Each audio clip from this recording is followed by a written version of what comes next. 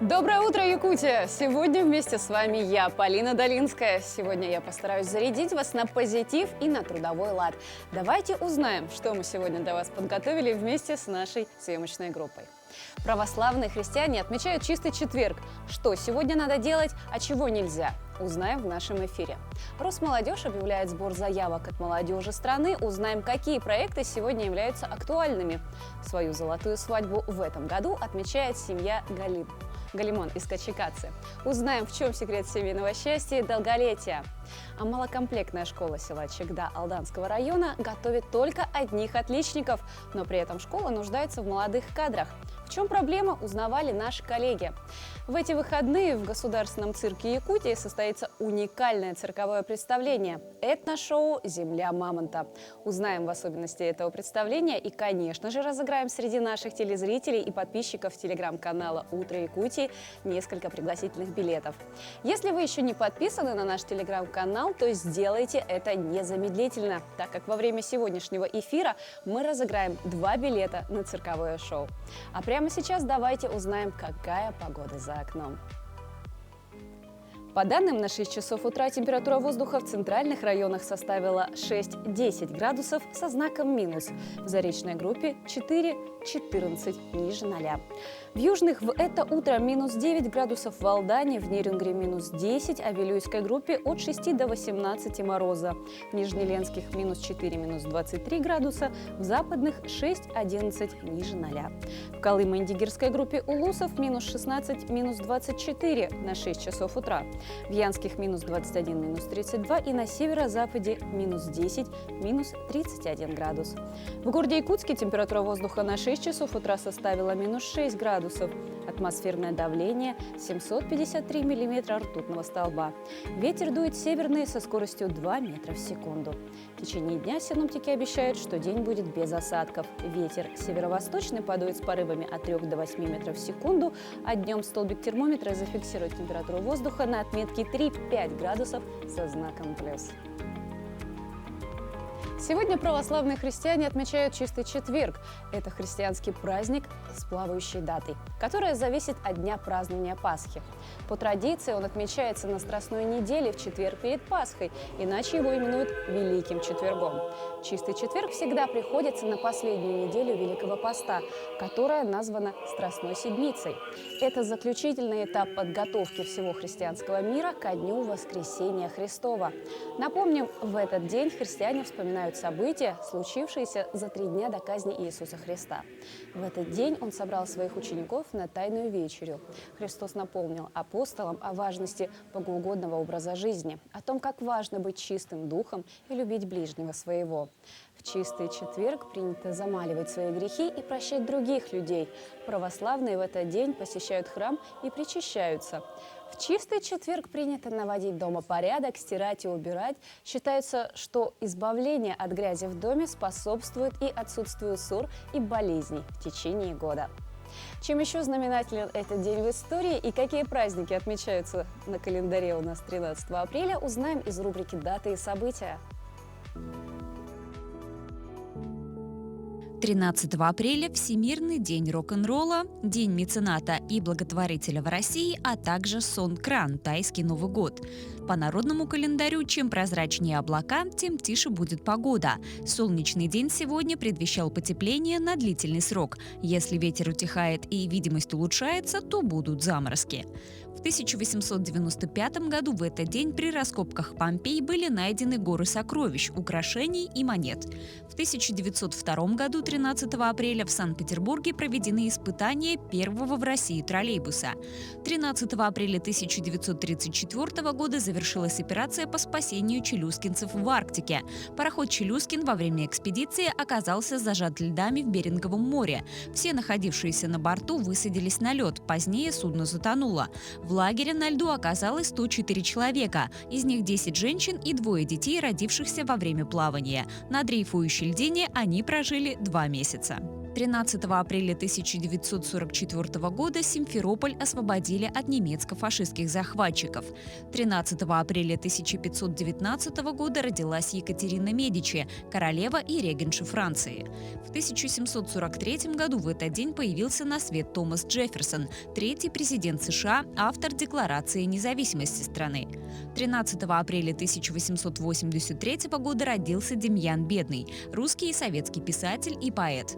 13 апреля 1955 года родилась Ирина Хакамада, российский политик и общественный деятель. Именины в этот день празднуют Анна, Вениамин, Иван, Иннокентий, Иосиф и Ипатий.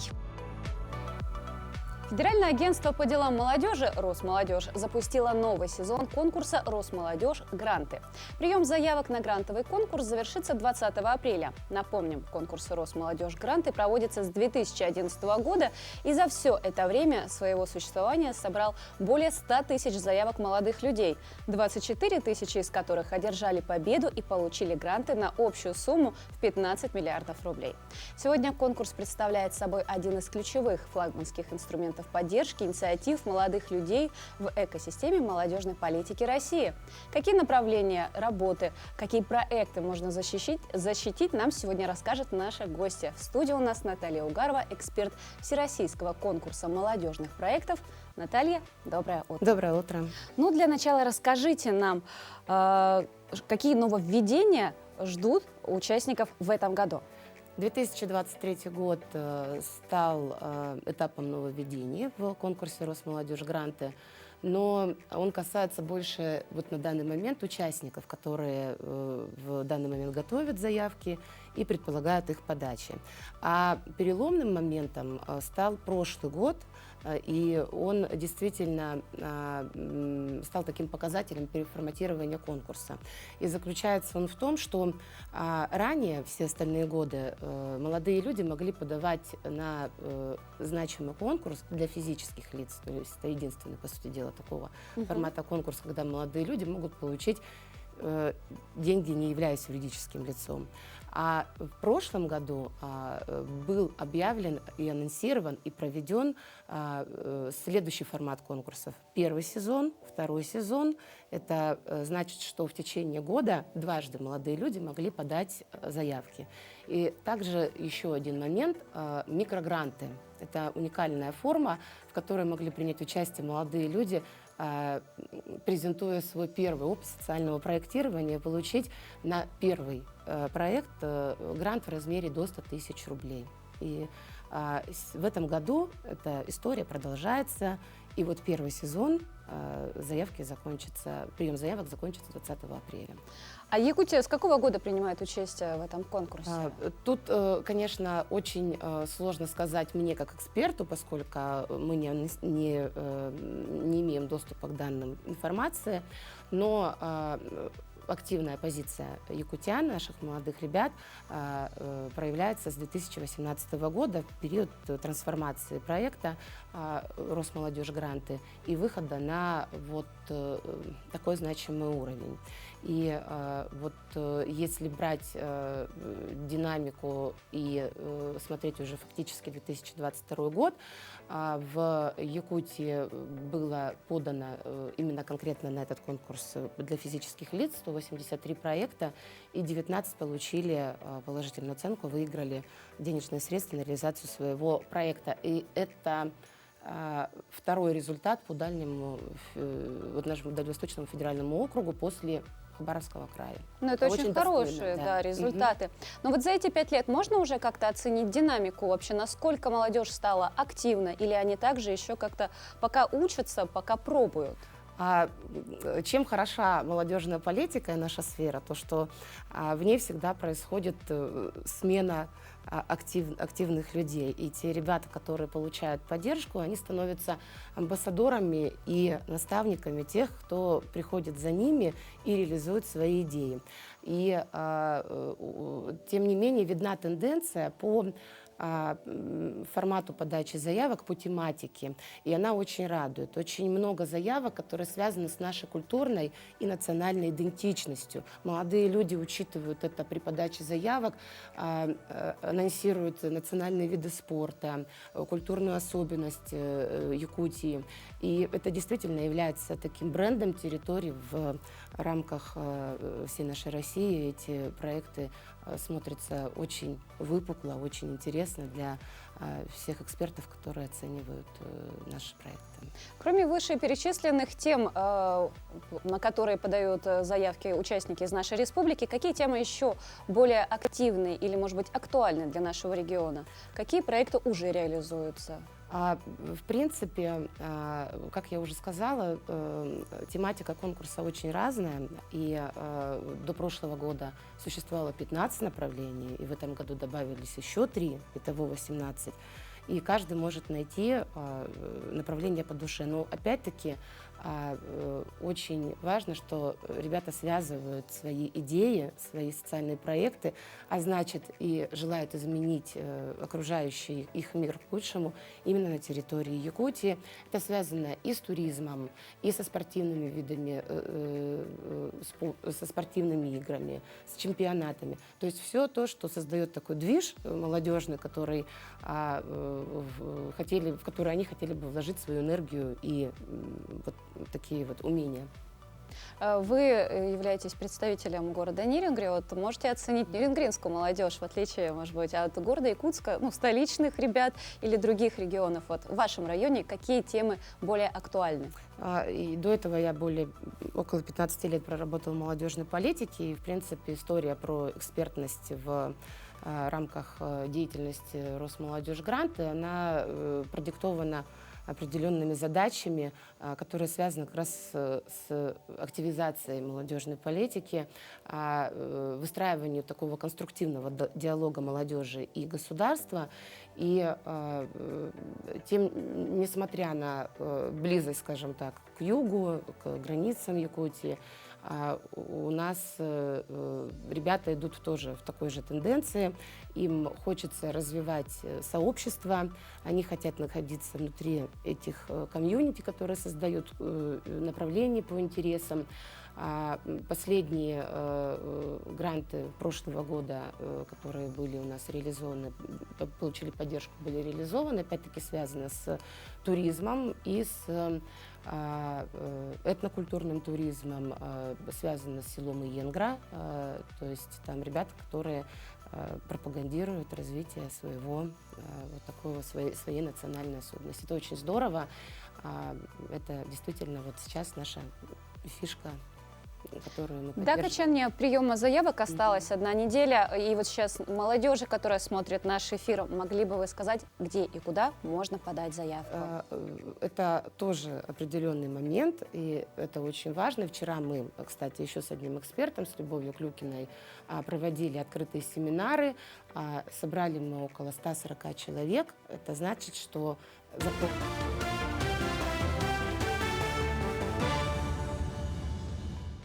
Доброе утро, Якутия. Последние новости к этому часу.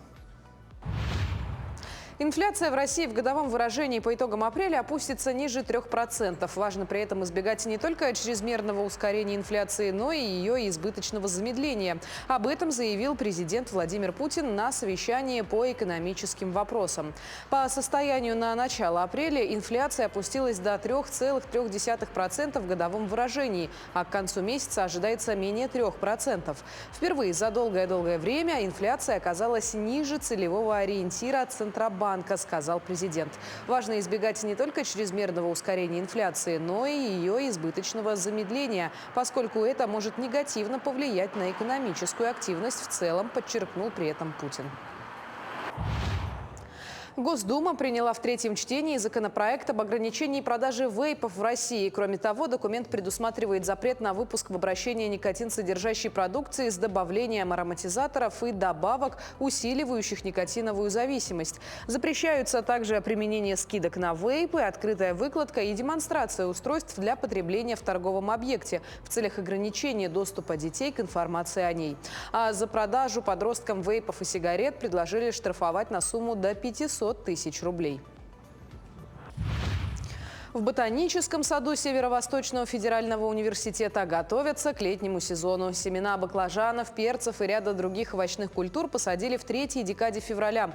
Всего насчитывается 25 тысяч саженцев. Большинство из них – это рассада цветов. Однако в этом году холода не торопятся отступать. Как только потеплеет, тогда рассаду перенесут в теплицы. А благодаря работникам ботсада летом 23 тысячи душистых цветка украсят территорию вуза и студенческий кампус. Когда начнется дачный сезон, некоторую часть начнут продавать и жителям Якутска.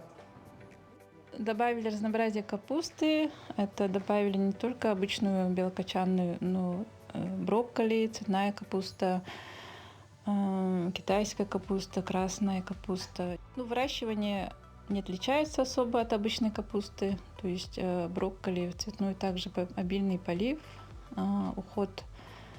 Особо они не болеют болезнями и вредителями, не поражаются, поэтому вырастают, чуть медленнее будет, но созревание, смотря уже сами хозяева, они как убирают заранее.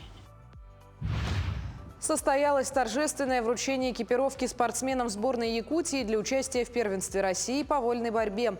Напомню, что масштабные соревнования пройдут с 14 по 16 апреля в Якутске. Экипировку спортсменам вручили министр спорта Якутии Леонид Спиридонов и олимпийский чемпион по вольной борьбе Павел Пенигин. Вместе с формой спортсмены получили напутствие от руководства спортивного ведомства республики, прославленного ветерана спорта и своих наставников. Подготовка к этой первенству России началась 22 марта в спорткомплексе «Триумф». Подготовка пошла очень гладко, аккуратно. И пацаны подошли в очень хорошей спортивной форме. Настрой очень боевой, поэтому у нас надежда на этот возраст большая, можно сказать. Спортсмены сборной Якутии представлены во всех 10 весовых категориях. Конкуренция очень большая. В Якутск съедутся самые талантливые борцы со всей страны. В соревнованиях принимают участие около 400 спортсменов из 40 регионов России. Поэтому и подготовка у наших спортсменов была усиленная. Перед соревнованиями борцы прошли через несколько тренировочных сборов. Организаторы отмечают, что вход на торжественную церемонию открытия и сами соревнования будут бесплатными.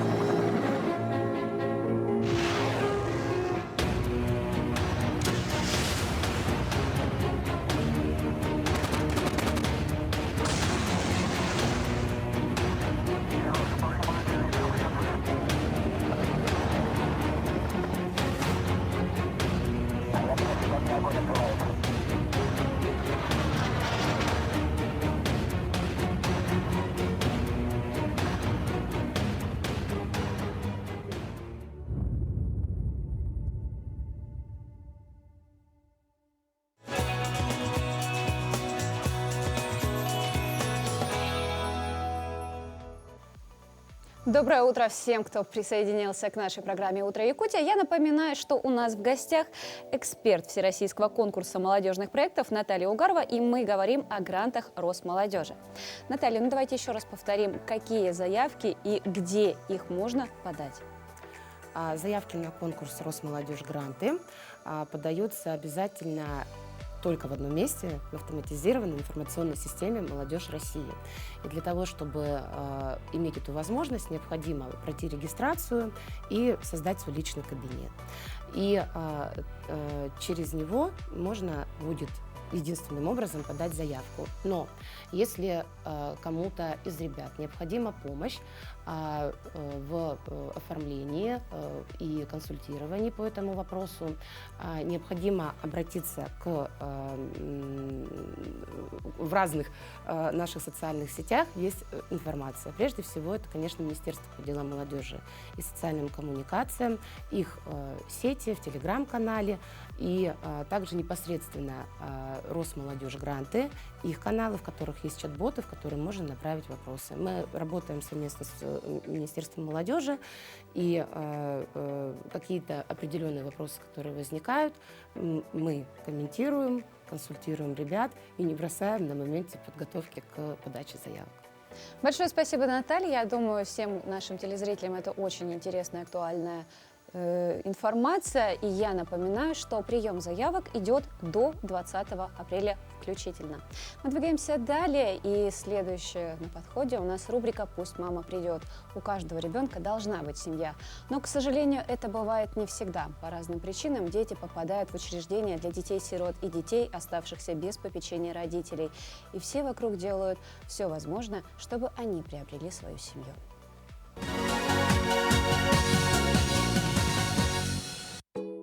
Познакомьтесь, Люба.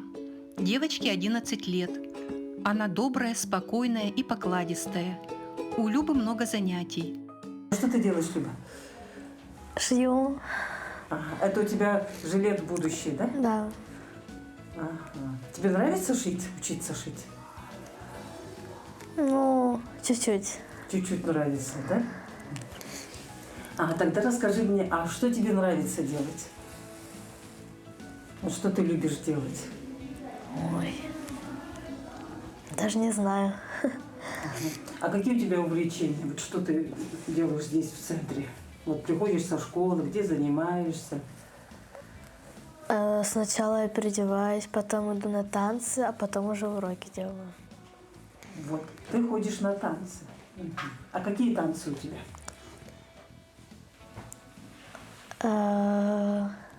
Ну, там спортивные или бальные, или Бальные. бальные танцы. А еще Люба учится плавать. Люба, расскажи, тебе нравится здесь плавать? А что нравится? Не знаю. Вот ты, а ты часто ходишь? Да. Но ты пока учишься плавать, да? Она уже научилась. Она вообще не умела.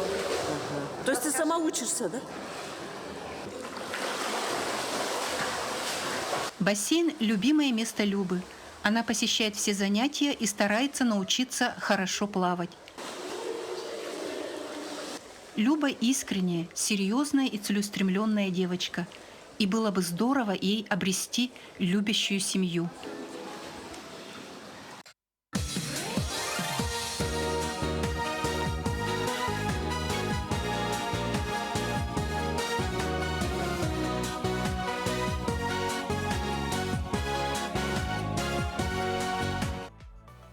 Ну что, друзья, настало время разыграть билеты. Сегодня мы разыгрываем билеты на 2 персоны на цирковое этношоу «Земля мамонта».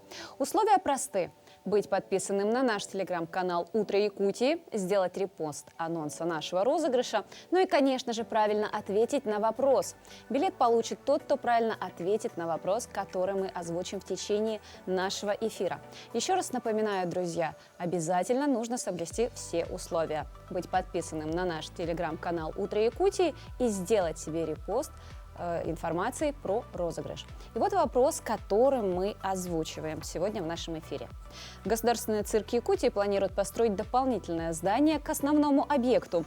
Этот вопрос на правительственном уровне поднимался впервые еще в далеких 2006 году. По словам директора учреждения Сергея Расторгуева, строительство нового дополнительного объекта даст возможность привлечь еще больше людей и даже стать центром притяжения молодежи, а также станет центром подготовки новых кадров. Внимание, вопрос. Что за объект и какие локации будут в нем находиться? Свои варианты ответов отправляйте к нам в наш телеграм-канал, ссылку на который вы видите у себя в прямом эфире. Переходите через QR-код, сканируйте его и подписывайтесь на канал, делайте репост информации о розыгрыше и, конечно же, участвуйте. Ведь 2 билета на этношоу «Земля мамонта» – это именно то представление, которое все-таки стоит посмотреть. Двигаемся далее. Леонид Валитов, массажист из Екатеринбурга, случайно открыл в себе тягу к рисованию на больших площадках, когда еще в совсем родном городе начал изображать узоры на снегу. Летом прошлого года художник перебрался в Анапу, где стал покорять новый холст – песочный пляж. Он рассказал, что вдохновляется творчеством британского художника Саймона Бека, который создал гигантские узоры на снегу с помощью снегоступов. По словам Валитова, его азарт и интерес к искусству стали быстро расти, а сами рисунки становились становиться сложнее. Творчество екатеринбуржца сразу оценили по достоинству. Сначала местные жители начали выкладывать фотографии с рисунками в местной паблике, а позже работы художника набрали популярность по всей стране. Мужчина отметил, что после опыта рисования на снегу ему пришлось долго искать подходы к новому капризному материалу песку. Нужно было выбирать момент, когда он наиболее податлив. Это, как правило, время после долгих дождей, добавил художник. А тем временем отечественный турбизнес готовится к наплыву китайских туристов, который может начаться после старта безвизовых групповых поездок. Туры в Россию для китайцев в этом году подорожают как минимум вдвое. Изменится контингент туристов, а серые схемы сферы услуг, распространенные до пандемии, в новых условиях будет сложнее реализовывать, убеждены туроператоры.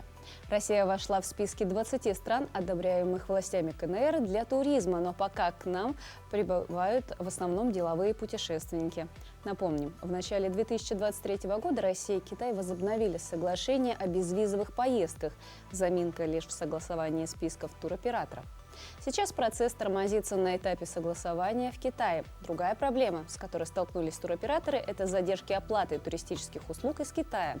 Сейчас суды Шанхая и Пекина переполнены исками, связанными с неоплатой в допандемийный период, и немалая финансовая и юридическая нагрузка ложится на туроператора.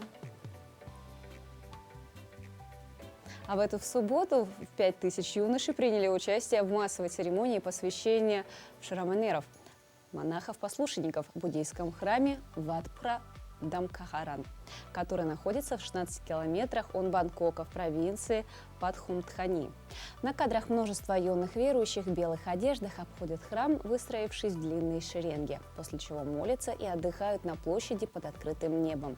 Затем будущие послушники направляются в большой зал медитации, в котором и завершается обряд посвящения. Во время ритуала юноши дают обеты, а наставники из Ватпха Дахмакай надевают на них тоги оранжевого цвета, символ монашества. Напомним, шраманерами могут становиться верующие буддисты в возрасте от 7 до 70 лет, которые дали 10 монашеских обетов. В Таиланде считается, что каждый юноша должен пройти церемонию посвящения в юном возрасте, чтобы очистить свою карму, а также карму своих родителей. Если в Таиланде воспитанием могут заниматься монахи, то у нас какое будущее ждет подрастающее поколение, во многом зависит от традиций и воспитания в семье. Будет ли ребенок успешным, пойдет ли по родительским стопам или выберет свой путь, зависит от многих факторов. От того, в каком месте он живет, в какой семье ребенок растет, ну а главное, царит ли в семье любовь.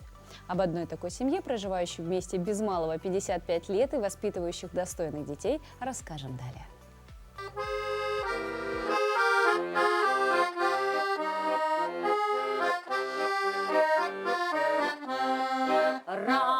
Расцветали яблони и груши, поплыли туманы над рекой.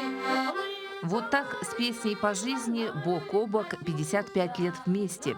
Татьяна Михайловна и Михаил Трофимович приехали в Качекадзе в 1970 году с двухлетним сыном, и маленькая якутская деревня стала для них родиной на всю жизнь. Я довольна, что я здесь живу. Ой, и никогда не пожалею, откуда я приехала, никогда в жизни. Да, это моя родина, я так и говорю. Здесь родился второй ребенок, дочка, которую назвали в честь реки Леной. Около 40 лет глава семьи строил в Якутии мосты и дороги. За свою жизнь я построил 6 мостов на нашей трассе и 132 трубы. И, к сожалению, их сейчас уже нету. Их все. Мы строили железобетонные трубы, деревянные мосты убирали. Между тем супруга сменила не одну профессию. Работала и киномехаником, и поваром, и воспитателем. Словом, оба были там, где нужнее. Самоотверженные и преданные не только в работе, но и как родители. Папа был дорожник, хорошо зарабатывал. 700 рублей зарплата, и он отдал всю эту зарплату. Мне привезли немецкий аккордеон из Москвы. Вот. И вот я на этом инструменте играла, наверное, лет 20.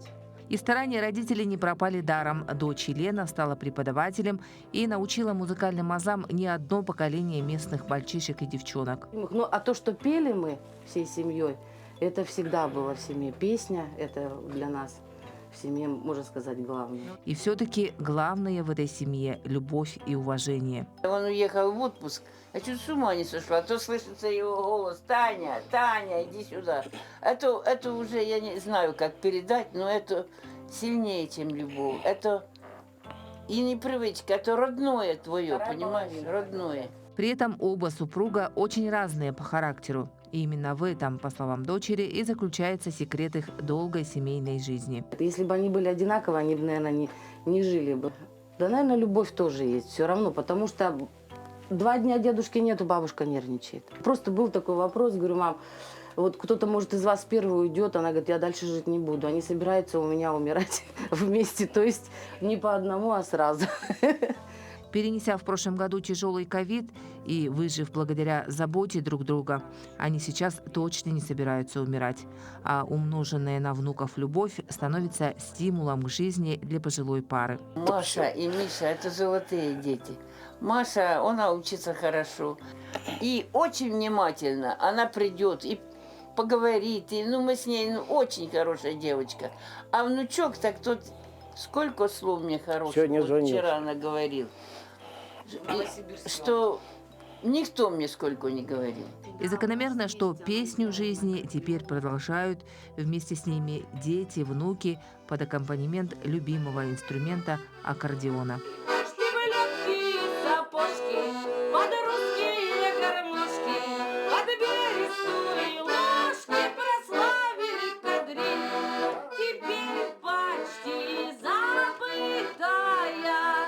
Туяра Филиппова, Арсен Степанов, село Качекацы, Хангаласский улус.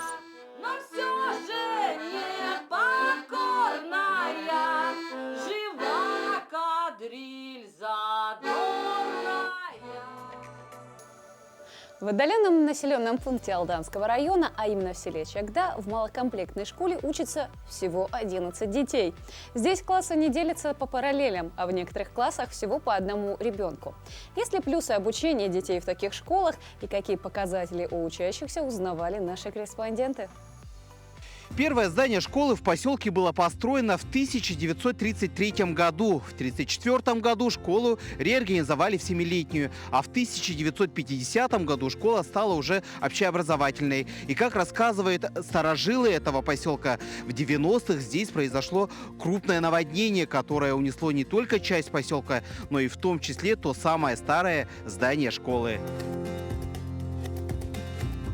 Нынешнее здание школы было построено в 80-х годах прошлого века. В школе сейчас у нас обучается 11 детей. Классы небольшие. В 1 классе 1 человек, во 2 классе 2 человека, в 5 классе 3, в 8 1, в 9 3, в 11 классе у нас 1 ученик. Успеваемость хорошая, 100%. 2 отличника, было 3. На конец года будет также 3 отличника у нас. Самим детям в такой школе учиться нравится, ведь в отличие от стандартных школ у них тут почти индивидуальный подход, и поэтому знания более качественные. Это хорошо, потому что когда в классе 30 человек, там непонятно, учителю будет долго объяснять тебе, пока другие тоже не понимают. А здесь, когда спросил, все быстренько объяснили.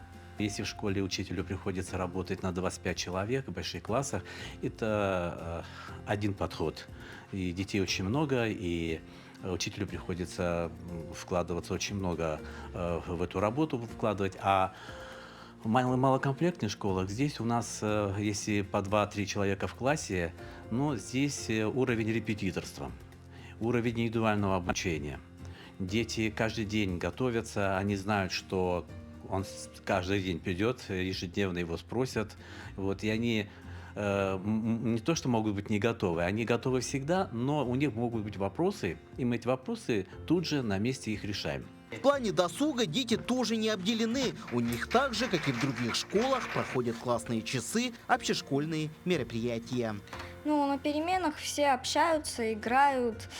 Иногда все в спортзале, бегаем, веселимся. В общем, все вместе. В школе у нас мало учеников, поэтому дружим все вместе. А по поводу учебы, уроков, да, как вообще у вас идет диалог, общение со взрослыми? Детей мало, соответственно, педагогов, наверное, тоже мало. Ну, учителей у нас мало, но все отзывчивые, хорошие, добрые учителя, понимающие. При этом в школе все же имеется проблема нехватки кадров из-за отдаленности. Сюда не желают приезжать молодые педагоги. Раньше были специалисты свои, доморощенные. Но сейчас нет вот этих доморощенных специалистов, это очень плохо.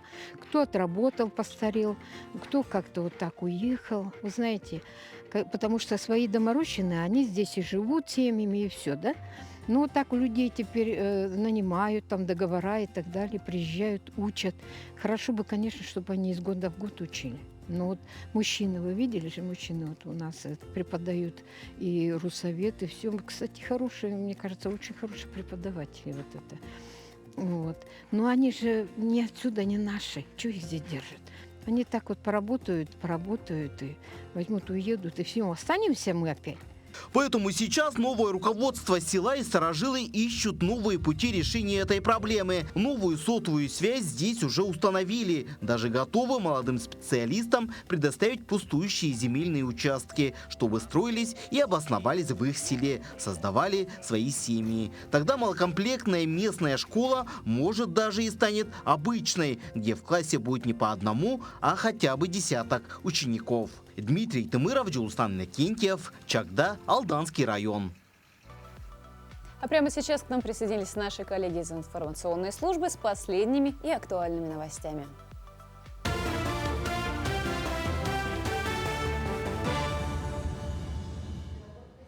Мы продолжаем освещать самые заметные события. Доброе утро.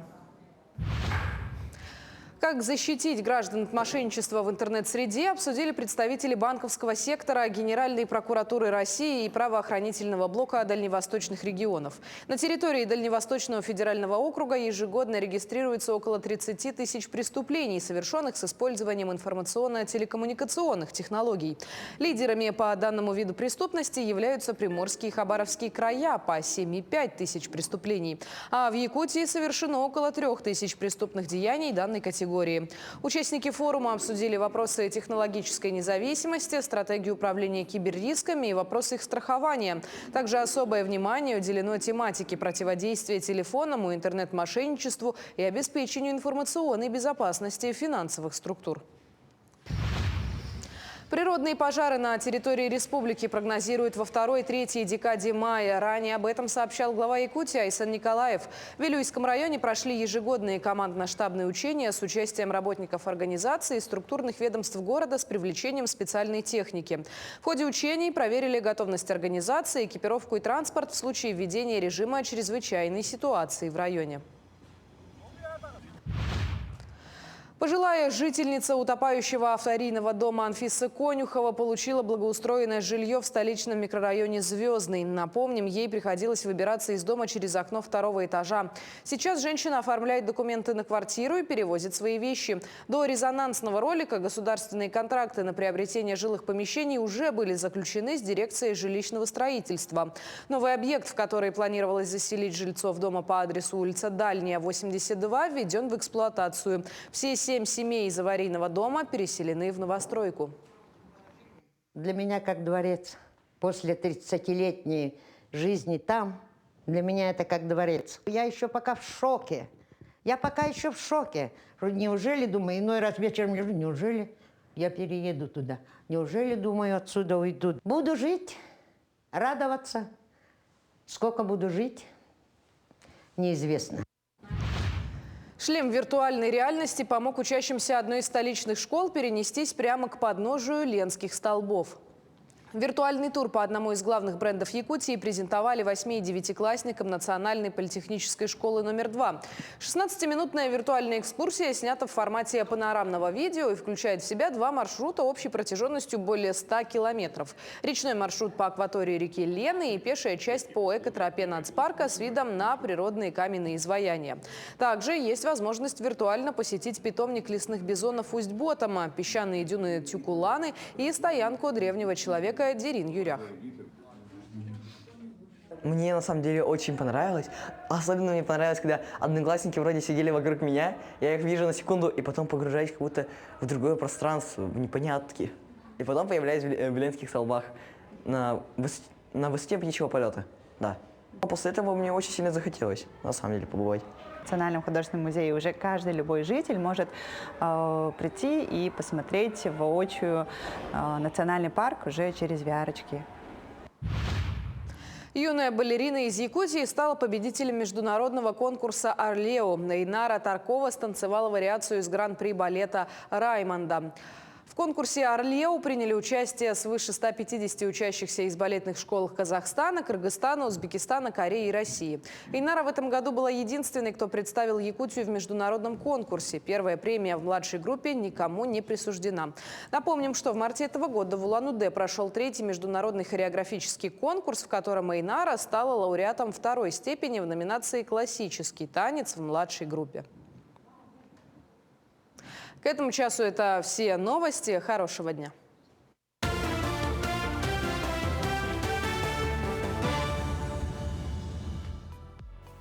15 апреля в Государственном цирке Якутии состоится большая премьера грандиозного циркового этношоу «Земля мамонта». Под удары бубнов шаманов зрители в первые же секунды погрузятся в завораживающее действо, рассказывающее о зарождении народов Саха с древних времен, когда по земле ходили мамонты, о величественной природе и животном мире, богатствах прекрасного севера. Чудесами баланса, ловкости, пластичности и четкости в исполнении новых невероятных трюков поразят акробаты, эквилибристы, воздушные гимнасты, канатоходцы, жонглеры, девушки-каучук, дрессировщицы с северными животными, артистки балета и веселые клоунские репризы. Единственный в России номер с летающими мачтами, который уже приглашен на международный цирковой фестиваль в Испании и международный фестиваль в Астане «Эхо Азии». Впервые на арене якутского цирка групповой номер на воздушных полотнах. В этношоу мы первыми в мире увидим огромного мамонта и мамонтенка.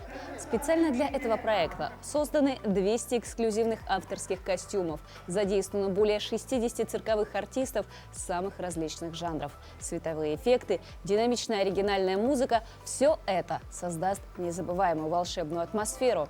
Над созданием этношоу работала команда профессионалов международного уровня. Все волнуемся, готовились почти год. Очень благодарны правительству нашему республики, за то, что выделили финансирование вовремя. И мы постарались максимально все это использовать для нашего нового этнического шоу. И назвали «Земля мамонта», потому что у нас впервые в мире, можно сказать, на арене цирков и вообще появятся живые мамонты и мамонтенок.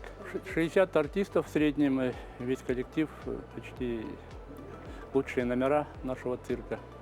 Постарались новые номера, какие-то номера улучшить, уже помассовее сделать, поинтереснее. В общем-то, такое интересное новое зрелище получается.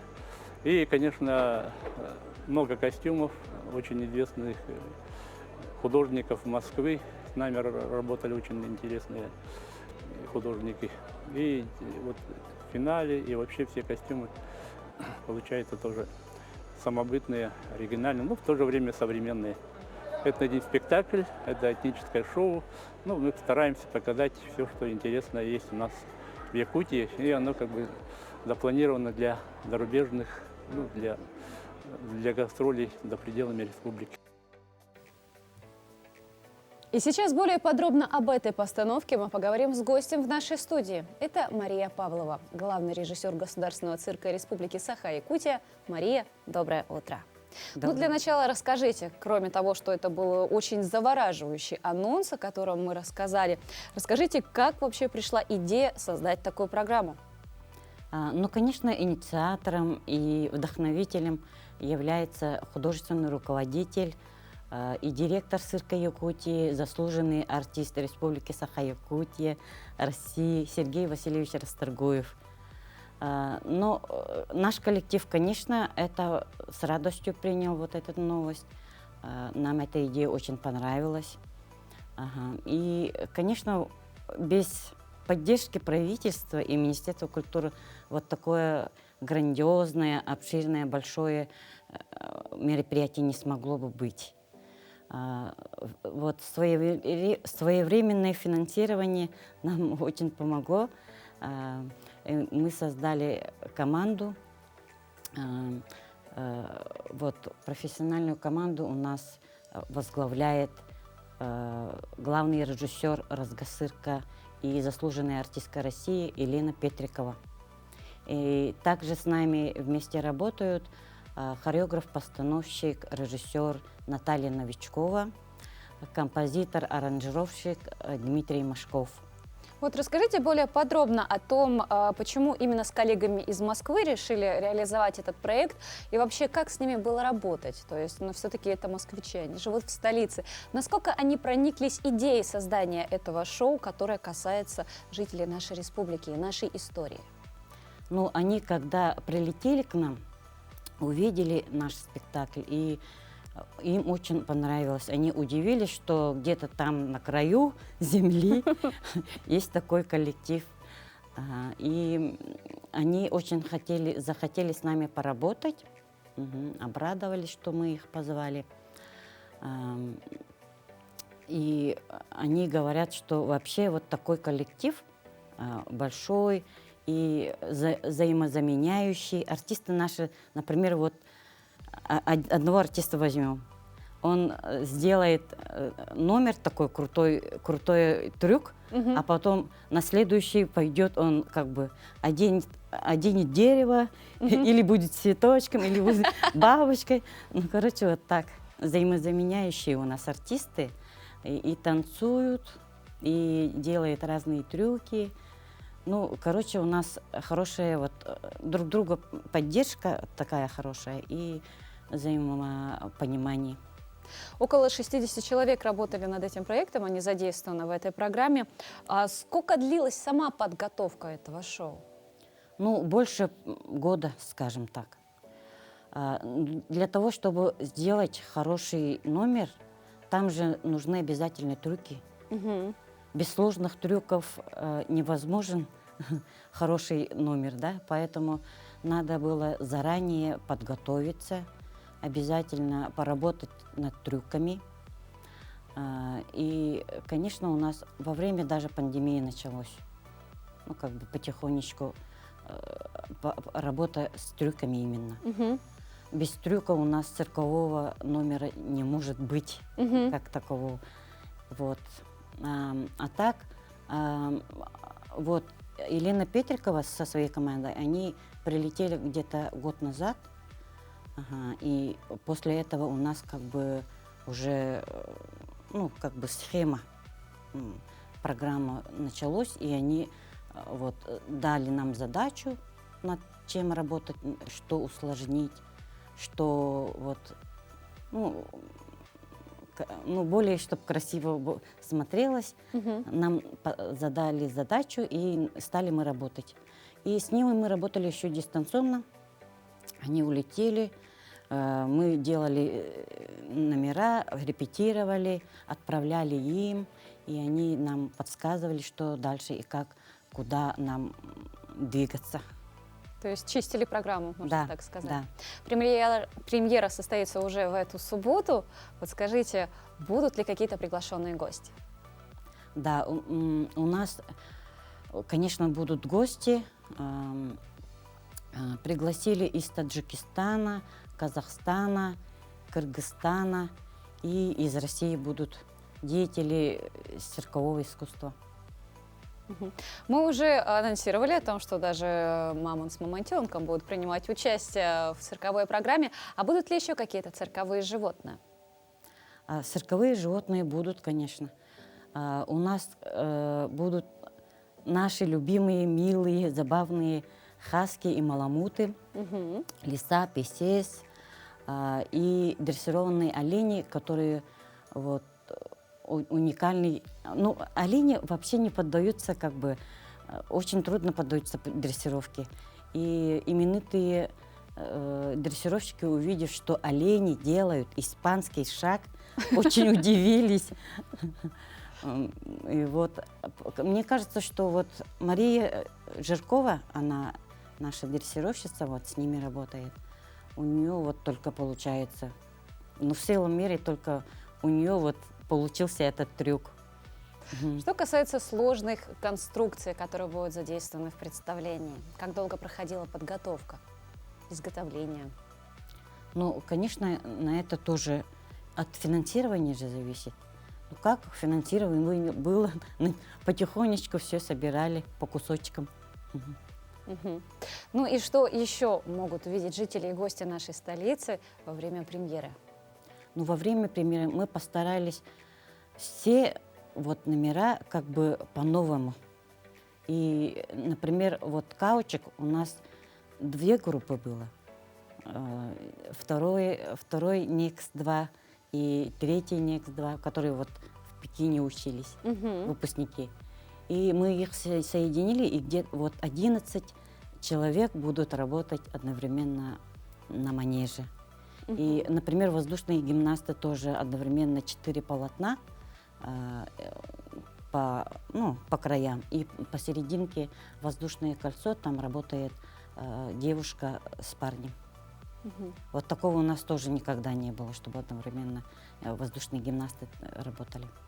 С этими номерами в последующем будете ли вы куда-то гастролировать? Есть ли уже какие-то заявки на представление за пределами республики? Да, конечно, вот наше шоу направлено, чтобы работать дальше где-то на России, за рубежом. И мы планируем где-то с сентября наша основная группа на выезд на гастроли. Пока точно неизвестно, я не могу сказать. Ну, планы уже такие ставите. Да. Ну и для всех наших телезрителей ваши пожелания и, конечно же, где и когда мы сможем наконец-то увидеть эту премьеру. Я очень желаю нашим телезрителям доброго утра каждый день, здоровья, успехов. И хотела бы пожелать им счастья. И, конечно же, давайте пригласим на ваше шоу. Где и когда оно будет? Премьера у нас будет 15 апреля. И вот во время апреля, мая у нас будет это этно-шоу. Ну, а я вас, во-первых, благодарю, желаю вам успехов, с нетерпением жду премьеры. Напоминаю, что наши телезрители сегодня в рамках нашего эфира смогут даже выиграть 2 пригласительных билета. Но об этом чуть позже. Теперь давайте узнаем, какие киноновинки нас ждут в эти выходные в столичных кинотеатрах.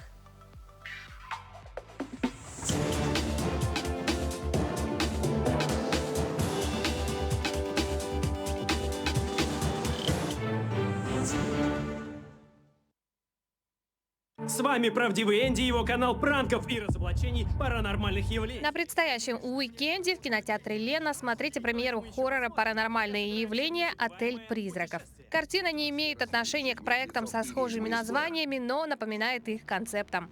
По сюжету популярный видеоблогер, который ведет канал, где раскрывает тайны паранормальных явлений и устраивает розыгрыши, отправляется с компанией друзей на выходные в горы. Он хочет подшутить над своими старыми школьными приятелями, но его обычный пранк-стрим превращается в настоящее противостояние с потусторонними силами, когда в их отеле появляется злой демон. Ой, не ходить бы завтра в школу. Также продолжается показ детективной драмы «Айта» от режиссера Степана Бурнашова. За первые 11 дней проката новый фильм собрал чуть более 18 миллионов рублей. Таким образом, он стал самым кассовым якутским фильмом, побив рекорды предыдущих по общим прокатным сборам.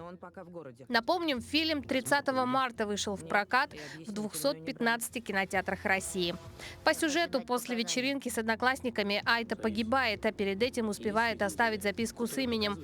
Об этом быстро разлетаются слухи, и все становятся уверены, что в смерти девочки виновен сотрудник полиции Афанасий, который в тот вечер подвозил ее. Общество требует самосуда, но следователь пытается докопаться до правды быстрее.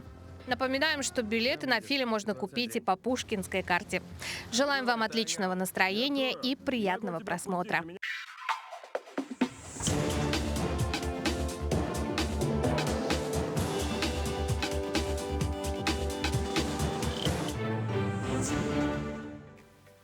Ну что, друзья, пришло время розыгрыша, и сейчас у меня в руках вы видите пригласительные на 2 персоны на этношоу «Земля мамонта», премьера которого состоится уже в эту субботу, 15 апреля.